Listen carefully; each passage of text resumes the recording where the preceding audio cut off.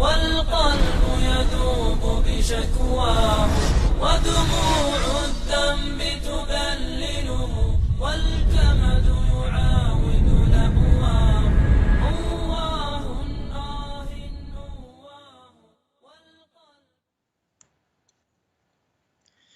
إن الحمد لله نحمده ونستعينه ونعوذ بالله من شرور أنفسنا وسيئات أعمالنا. من يهده الله فلا مضل له ومن يضلل فلا هادي له، وأشهد أن لا إله إلا الله وحده لا شريك له، وأشهد أن محمدا عبده ورسوله وصفيه من خلقه وخليله، بلغ الرسالة وأدى الأمانة ونصح الأمة وجاهد في الله حق جهاده حتى أتاه اليقين، فصلوات الله وسلامه عليه وعلى آله وصحبه ومن تبعهم بإحسان إلى يوم الدين. أما بعد، الإخوة المستمعون، الأخوات المستمعات،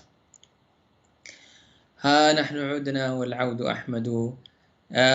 نكمل فيما بدأناه من الكتاب القيم لابن القيم، الداء والدواء، أو كتاب الجواب الشافي لمن سأل عن الدواء الشافي، أو الجواب الكافي لمن سأل عن الدواء الشافي. كنا وصلنا في الحلقة الماضية في الأدعية، أو توقفنا حين بدأ يسرد الشيخ رحمه الله تعالى عن الأدعية المأثورة، بعد أن ذكرنا تلك الشروط الكثيرة والأمور المهمة لكي تصل إلى دعاء الله سبحانه وتعالى. وهنالك يعني ذكرنا في الحلقة الماضية جدا من الأشياء الجميلة التي ذكرناها، الدعاء حينما تدعو بقلب خالص ولسان ذاكر مبتهل متضرع إلى الله جل وعلا، وذكرنا أيضا السنن في أن تكون متوضئا ومتجها إلى القبلة، وأيضا ذكرنا أوقات الأدعية التي ينبغي أن تتحراها حتى تصل إلى ما تريد. هناك أبيات جميلة أحب أن أذكرها بين يدي هذا الدرس قبل أن ندخل فيما قال وذكر شيخ الإسلام رحمه الله تعالى ابن القيم لأبي القاسم بن الخطيب من الروائع الشعرية التي ذكرت واشتهرت ويعرفها الكثير جدا، وهي مشهورة جدا، وهو قوله: وهي أبيات ترى فيها أثر التضرع إلى الله تبارك وتعالى. وبعض الأبيات كان لها أثر ووقع كبير، وربما إذا قالها العبد بحضور قلب وابتهل إلى الله بهذه الكلمات تكون سببا في إجابة دعائه. يقول القائل: يا من يرى ما في الضمير ويسمع، أنت المعد لكل ما يتوقع، يا من يرجى للشدائد كلها، يا من إليه المشتكى والمفزع، يا من خزائن رزقه، وفي بعض الروايات يا من خزائن فضله، في قول كن أمن فإن الخير عندك أجمع، ما لي سوى فقري إليك وسيلة فبالافتقار إليك فقري أدفع، ما لي سوى قرعي لبابك حيلة، فلئن رددت فأي باب أقرع، ومن الذي أدعو وأهتف باسمه، إن كان فضلك عن فقيرك يمنع، حاشا لجودك أن يقنط عاصيا، الفضل أجزل والمواهب أجمع. وهناك بعض الزيادات في بعض الروايات التي يذكروها: إن كان لا يرجوك إلا محسن، فالمذنب العاصي إلى من يرجع، حاشا لجودك أن تقنط عاصيا، الفضل أجزل والمواهب أوسع.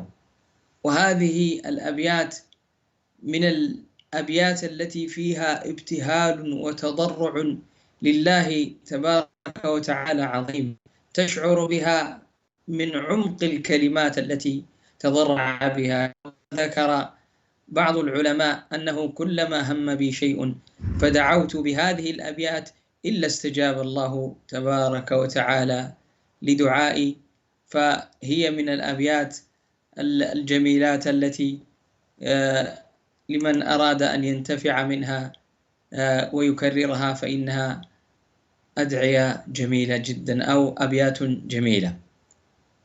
ثم ذكر ابن القيم رحمه الله تعالى قوله: فمنها ما في السنن، يعني قال هناك أدعية مأثورة،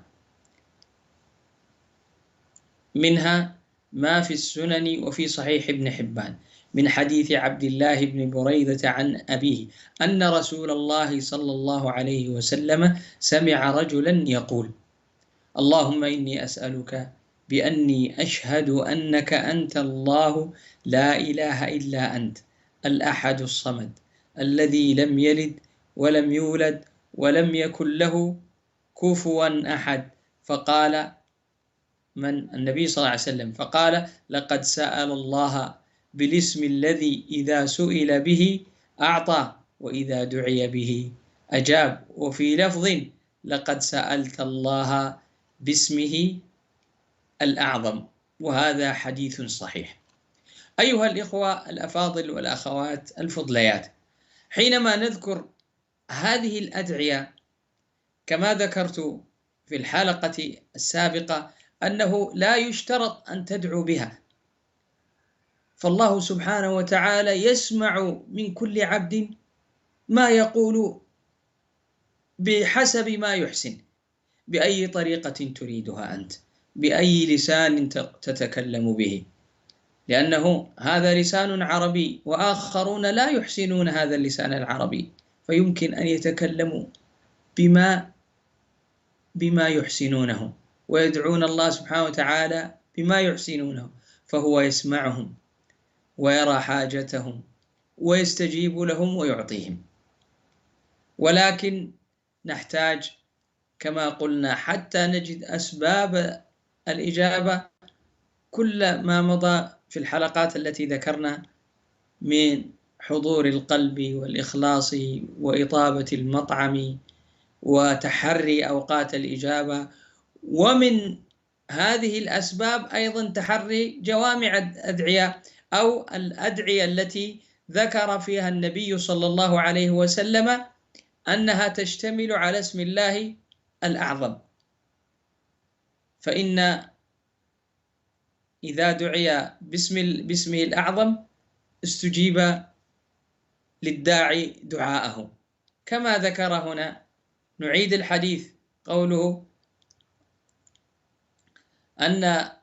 أن رسول الله صلى الله عليه وسلم سمع رجلا يقول: اللهم إني أسألك بأني أشهد أنك أنت الله لا إله إلا أنت الأحد الصمد الذي لم يلد ولم يولد ولم يكن له كفوا أحد.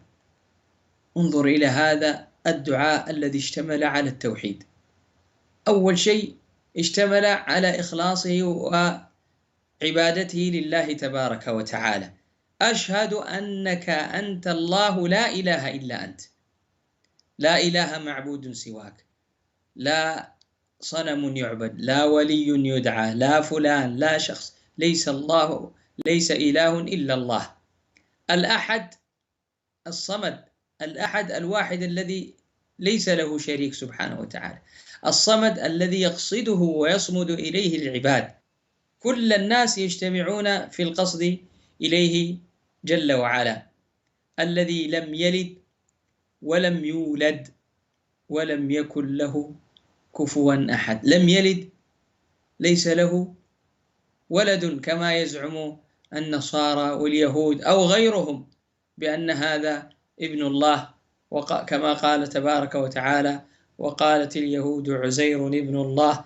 وقالت النصارى المسيح ابن الله ذلك قولهم بأفواههم يضاهئون قول الذين كفروا من قبل قاتلهم الله أنى يؤفكون.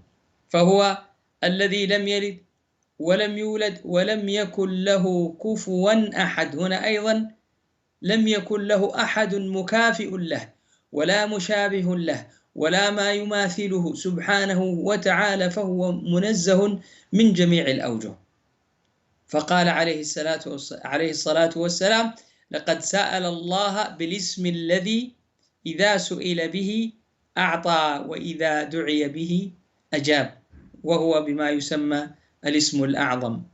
وفي لفظ: لقد سألت الله باسمه الأعظم، لقد سألت الله باسمه الأعظم. وفي السنن والصحيح عن ابن حبان، وفي صحيح ابن حبان أيضا من حديث أنس بن مالك أنه كان مع رسول الله صلى الله عليه وسلم جالسا ورجل يصلي، ثم دعا فقال: اللهم إني أسألك بأن لك الحمد، لا إله إلا أنت، المنان، بديع السماوات والأرض، يا ذا الجلال والإكرام، يا حي يا قيوم. فقال النبي صلى الله عليه وسلم: لقد دعا الله باسمه العظيم الذي إذا دعي به أجاب وإذا سئل به أعطى. وهذا أيضا حديث حسن، كذلك اشتمل على الحديث السابق وألفاظ أخرى لم ترد في الحديث السابق. نعيده ثم نقوم بشرحه. يقول الرجل في دعائه حينما سمعه النبي صلى الله عليه وسلم، سمعه يدعو هذا الرجل فقال: اللهم إني أسألك بأن لك الحمد. الحمد، وإذا جاء الحمد معرفا فهو الحمد كله الذي لا ينبغي إلا له سبحانه وتعالى. بأن لك الحمد يعني أنت المحمود على جميع النعم، فأنت مالكها وأنت واهبها وأنت المنعم بها سبحانك. لا إله إلا أنت، لا إله إلا أنت، لا إله سواك ولا معبود بحق غيرك. هنا لا بد أن نقول بحق. لماذا؟ لأن المعبودون غير الله كثير، فالناس يعبدون غير الله بكثرة من أصنام وأشخاص ونجوم وكواكب وغيرها. نسأل الله سبحانه وتعالى أن يلزمنا التوحيد وأن يختم لنا به جل وعلا. ثم قال: لا إله إلا أنت المنان.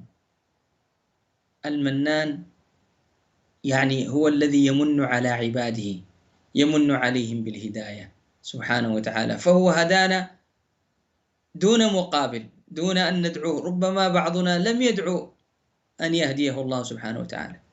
ومن أعظم النعم أن هدانا إلى الإسلام، من أعظم المن أن جعلنا مسلمين على السنة متبعين، وأعطانا الصحة والمال والعافية والسمع والبصر، وإن تعدوا نعمة الله لا تحصوها. وهو المنان سبحانه وتعالى الذي له المن والفضل والكمال سبحانه وتعالى، بديع السماوات والأرض، هو مبدعها. السماوات والأرض أبدعها سبحانه وتعالى من غير مثال سابق، من غير ما مثال سابق. هو الذي أنشأها جل وعلا، ليس لها مثال سابق فرأى الله سبحانه وتعالى ذلك، تعالى الله عن ذلك، وقلد مثله. لا، أنشأها من عنده جل وعلا، وهو بديع في خلقه سبحانه وتعالى. ويقول يا ذا الجلال والإكرام، يا ذا الجلال والكمال، إجلال وتعظيم لله سبحانه وتعالى، والإكرام والكرم الذي يكرم به عباده سبحانه وتعالى، على رغم أنهم يعصونه ويخالفون أمره ويفعلون كثيرا مما لا يرضى الله جل وعلا، إلا أنه سبحانه وتعالى ينعم عليهم ويكرمهم ويعطيهم جل جلاله، وهذا فضل منه، كما ذكرنا بأنه يمن علينا من غير ما شيء نستحقه سبحانه وتعالى، فضلا منه وكرم. ثم قال يا حي يا قيوم، يا حي يا قيوم. فقال النبي صلى الله عليه وسلم لقد دعا الله باسمه العظيم الذي إذا دعي به أجاب وإذا سئل به أعطى. في بعض الألفاظ بعض العلماء يرجحون أن اسم الله الأعظم هو الحي القيوم، الحي القيوم، ولعله أن يأتي ذكر ذلك في بعض الأحاديث التي تذكر أن اسم الله سبحانه وتعالى موجودة في بعض الآيات. فاستخلص بعض العلماء أن اسم الله الأعظم هو قوله هو لفظ الحي القيوم، أو اسم الله سبحانه وتعالى اسمين، الحي والقيوم، الحي والقيوم سبحانه وتعالى. وأخرج الحديثين الإمام أحمد في مسنده وفي جامع الترمذي من حديث أسماء بن يزيد أن النبي صلى الله عليه وسلم قال اسم الله الأعظم في هاتين الآيتين إلهكم إله واحد لا إله إلا هو الرحمن الرحيم، وفاتحة آل عمران ألف لام ميم الله لا إله إلا هو الحي القيوم. وهذا الحديث ضعيف من هذا الوجه، فيه ضعف، ولكن هناك أحاديث أخرى أقوى منه. وفي مسند الإمام أحمد وصحيح الحاكم من حديث أبي هريرة وآنس بن مالك وربيعة بن عامر عن النبي صلى الله عليه وسلم أنه قال ألظوا بهذا الجلال والإكرام، يعني تعلقوا بها والزموها وداوموا عليها، يعني كرروها. ألظوا، ألحوا، كرروا، أكثروا من قول يا ذا الجلال والإكرام. ألظوا بهذا الجلال والإكرام، دائما تذكر هذا اللفظ. وكما ذكرنا في الأحاديث الماضية أو في الحديث السابق الذي الحديث الحسن، حينما دعا الرجل قال يا ذا الجلال والإكرام، والنبي صلى الله عليه وسلم أوصى بتكرار هذا اللفظ يا ذا الجلال والإكرام. ألظوا، يقول النبي صلى الله عليه وسلم، أي كرروا. وكما قال ابن القيم رحمه الله تعلقوا بها والزموها وداوموا عليها، أي أكثروا من ذكرها، ذكر هذا الحديث. وهذا حديث صحيح من حديث ربيعة. وفيه أيضا وفي جامع الترمذي من حديث أبي هريرة رضي الله عنه أن النبي صلى الله عليه وسلم كان إذا أهمه الأمر رفع رأسه إلى السماء، وإذا اجتهد في الدعاء قال يا حي يا قيوم.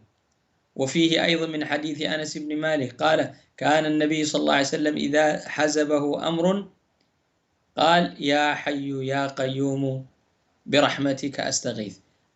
الحديث الأول اللي هو وإذا اجتهد في الدعاء قال يا حي يا قيوم، هذا حديث ضعيف.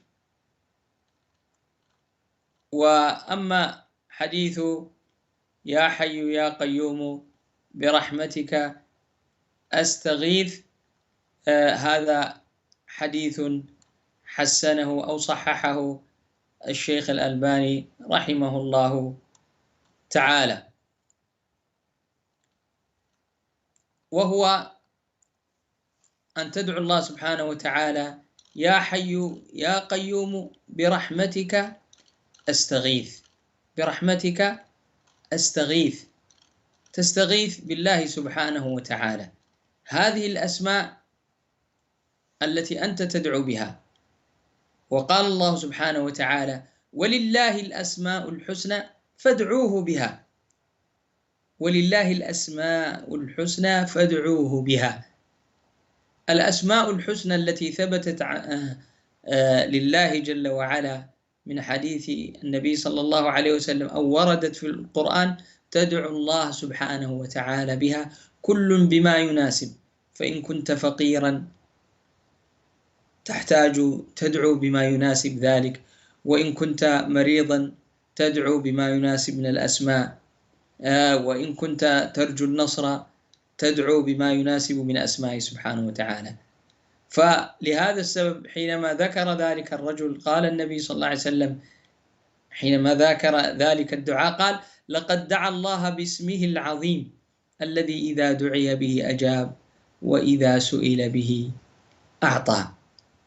وهذا أيضا مصداقه حديث النبي صلى الله عليه وسلم، ودون ذكر اسم الله الأعظم، في حديث تنزل الرب سبحانه وتعالى في الثلث الأخير من الليل إلى السماء الدنيا فيقول هل من مستغفر فأغفر له، هل من سائل فأعطيه، هل من تائب فأتوب عليه. الله سبحانه وتعالى يقول هل يوجد أحد يريد أن أغفر له فإني أغفر له؟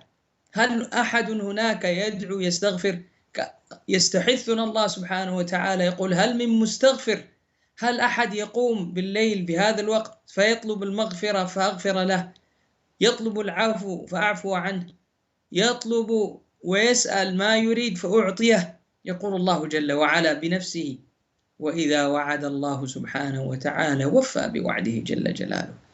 فهذه المنازل والأماكن المباركات التي ينبغي أن يدعو الله فيها المرء، فالله جل وعلا بذاته وجلاله وقدرته يعد ويبحث أو يقول يحثنا على أن نقوم للدعاء والاستغفار والابتهال له سبحانه وتعالى، ويعيدنا بأن يعطينا.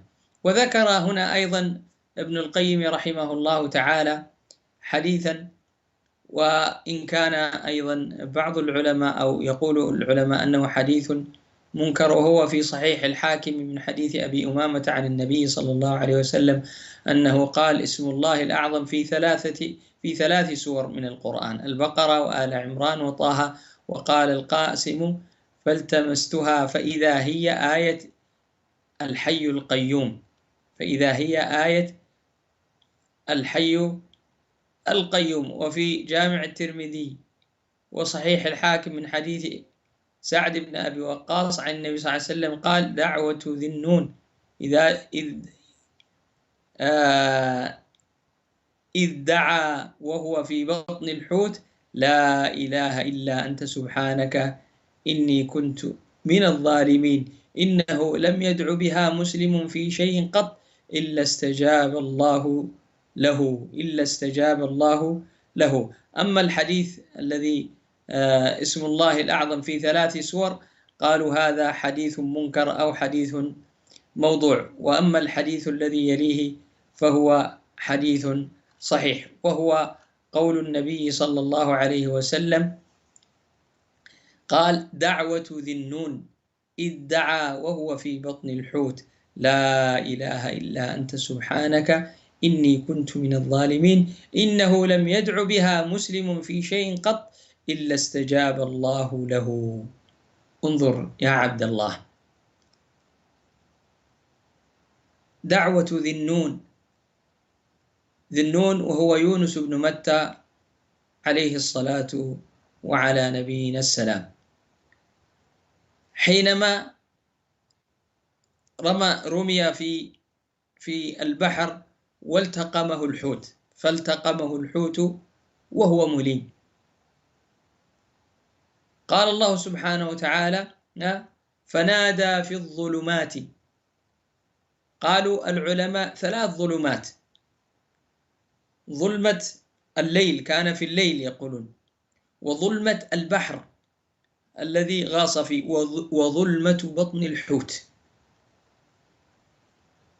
فنادى في هذه الظلمات، لأن الله سبحانه وتعالى قال ماذا؟ فنادى في الظلمات أن لا إله إلا أنت سبحانك إني كنت من الظالمين.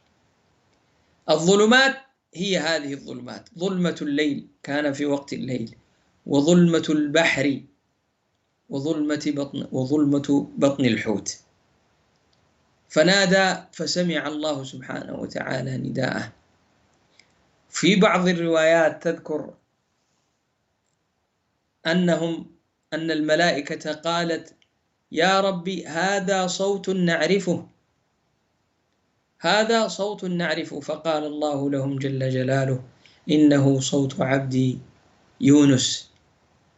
فأرسل له الله سبحانه وتعالى من يخرجه، أو أمر الحوت بأن يلفظه على الشاطئ، ثم أنبت عليه الله سبحانه وتعالى شجرة من يقطين.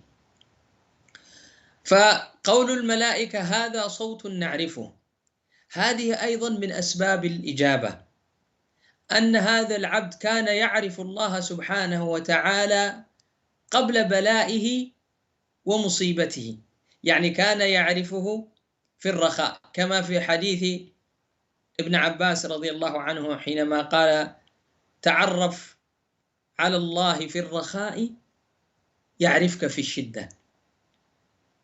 تعرف على الله في الرخاء يعرفك في الشدة.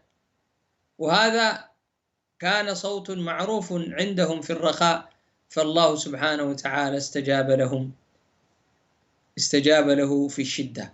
فقال النبي صلى الله عليه وسلم: دعوة ذي النون إذ دعا وهو في بطن الحوت: لا إله إلا أنت سبحانك إني كنت من الظالمين. إنه لم يدع بها مسلم في شيء قط إلا استجاب الله له. تبدأ بها، تقول هذا اللفظ: لا إله إلا أنت سبحانك إني كنت من الظالمين، ثم تدعو بعد ذلك بحاجتك. فهو من أسباب الإجابة حري أن يستجيب الله لك، بل قال عليه الصلاة والسلام: إلا استجاب الله له، إلا استجاب الله له. وهذا كما ذكرنا حديث صحيح. وفي مستدرك الحاكم أيضا من حديث سعد عن النبي صلى الله عليه وسلم قال: ألا أخبركم بشيء إذا نزل برجل منكم أمر مهم فدعا به يفرج الله عنه؟ دعاء ذي النون، دعاء ذي النون. وهذا حديث فيه ضعف، ولكنه يتقوى بما قبله، حديث الذي قبله، وهو حديث صحيح.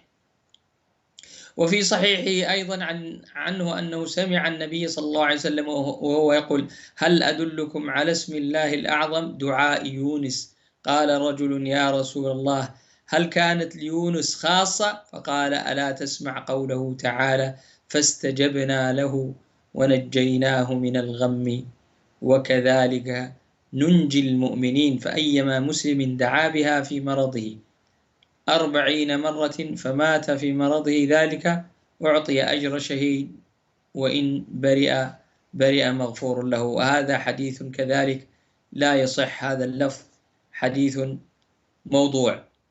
وفي الصحيحين من حديث ابن عباس أن رسول الله صلى الله عليه وسلم كان يقول عند الكرب، الكرب هو البلاء، إذا أصيب الإنسان بالبلاء وابتلي يقول عند الكرب: لا إله إلا الله العظيم الحليم لا إله إلا الله رب العرش العظيم، لا إله إلا الله رب السماوات ورب الأرض ورب العرش الكريم.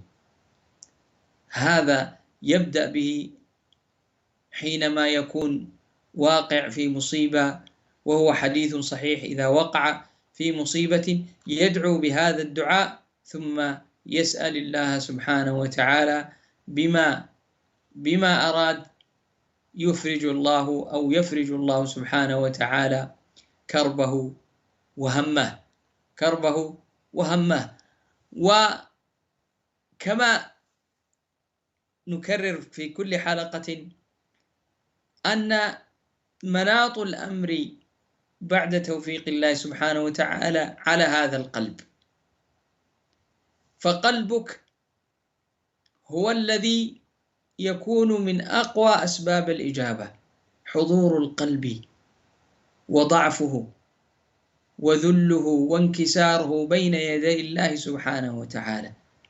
لا هو قلب لاهي أو مستهتر أو بل منكسر، يريد جبره في مصيبته، يريد أن يجبر فيما نزل به، فيسأل الله سبحانه وتعالى بكل قلب خاشع متذلل متواضع لربه سبحانه وتعالى، إلا استجاب الله له. وهذه نعمة يمن الله سبحانه وتعالى بها على من يشاء من عباده. نسأل الله سبحانه وتعالى أن يرزقنا إجابة الدعاء، وأن يوفقنا لما يحب ويرضى. ونكون قد وصلنا إلى نهاية الحلقة في هذا الأسبوع، ونسأل الله سبحانه وتعالى أن يمتعنا وإياكم بالصحة والعافية، وألتقي بكم في الأسبوع القادم. صلى الله على نبينا محمد وعلى آله وصحبه أجمعين، والسلام عليكم ورحمة الله وبركاته. والقلب يذوب بشكواه، ودموع الذنب تبلله، والكمد يعاود لهواه. والقلب